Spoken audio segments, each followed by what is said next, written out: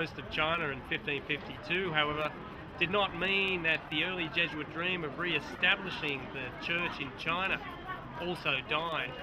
Rather, in one of those quirks of history, the man most synonymous with the early Jesuit mission in China, Matteo Ricci, actually was born in the same year that Xavier died.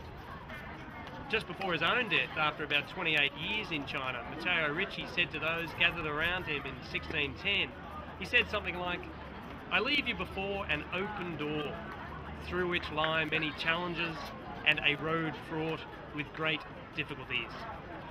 The thousands of women and men, the missionaries who came to China in the years since, certainly faced many challenges, as have the hundreds and thousands and millions of Chinese Catholics and Chinese Christians in these centuries as well.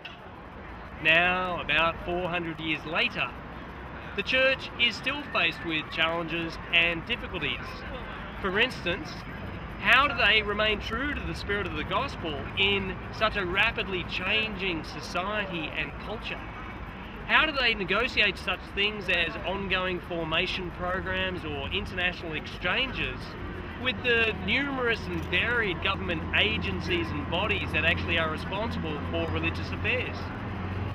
More importantly, how do they share their story? How do they go through the open door and talk about the experiences they've had in these past centuries? How do they talk of their joys and their hopes, their griefs and their anxieties? They're not the only ones who face a challenge, of course.